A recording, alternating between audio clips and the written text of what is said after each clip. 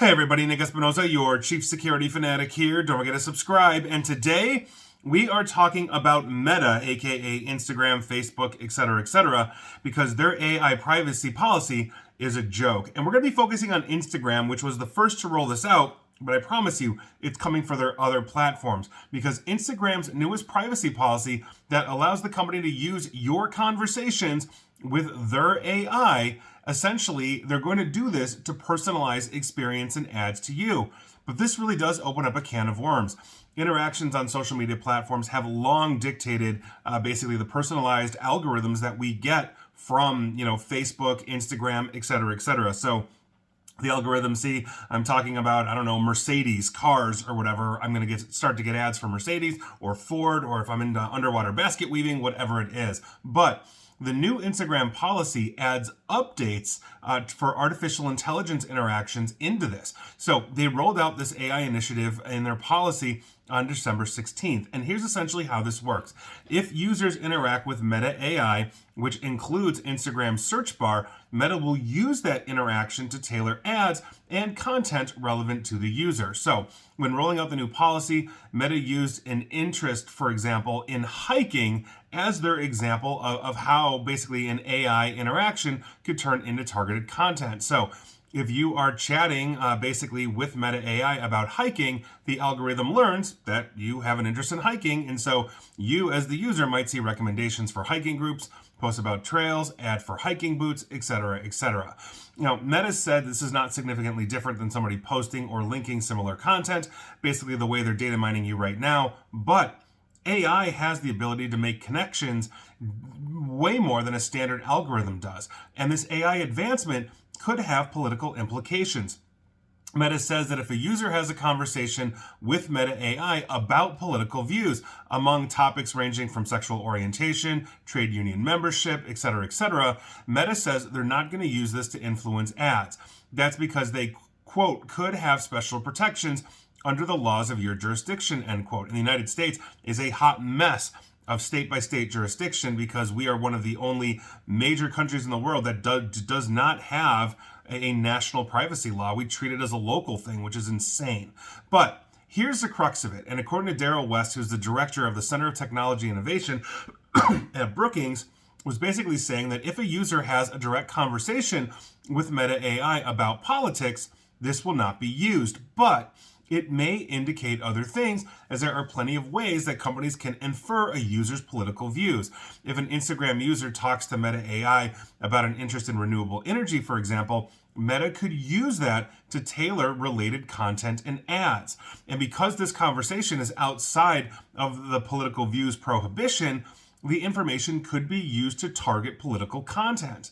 Now, basically the same for the record would be true if the user makes posts or comments about renewable energy or something else. However, if the user explicitly voices support for a specific political candidate because of their views on renewable energy, according to Meta, that conversation will be off limits because that is, I guess, one step too far. But using conversations with AI to influence ads will, and I quote West again, allow targeting at such a precise level, end quote, almost becoming individualized to the point that taking detailed information about users is normalized. So a high degree of targeting could also exacerbate political polarization and extremism in the US by inundating people with specialized content rather than other viewpoints. Let's say you are 100% for renewable energy or you're 100% against it. Basically, the AI is going to understand what political side of the spectrum you are and then start feeding you that content because you're going to want to read more about how much you hate renewable energy or how much you love it.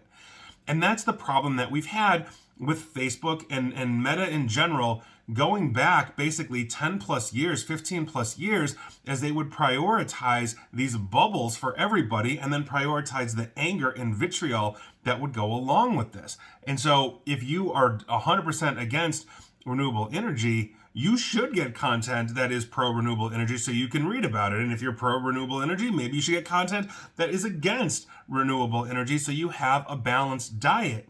But that's not what we are talking about here because that doesn't make Meta, aka Instagram, Facebook, etc., money.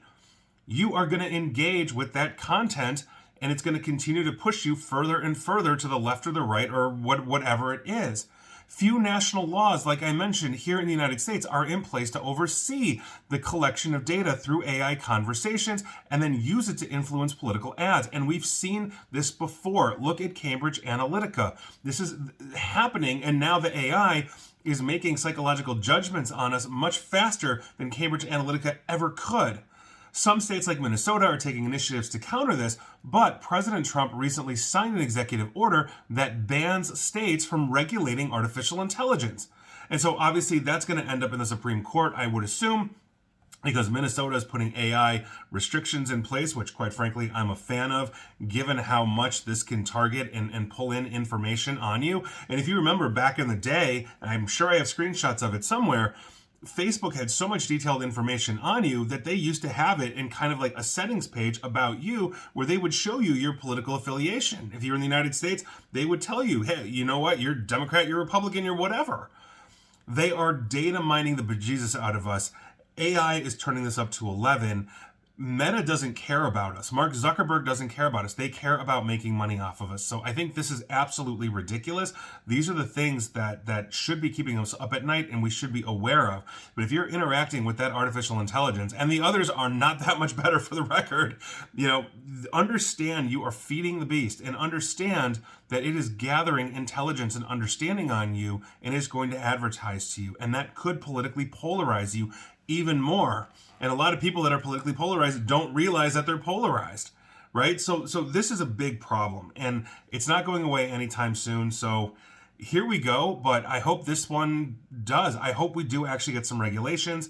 It's just not going to happen anytime soon. And I think it's very clear that the Trump administration, I'm not getting political here, does not want to regulate artificial intelligence, and it's possibly for these reasons and for other reasons as well. Maybe it's the AI race between US and China, whatever those reasons, we can expect help soon.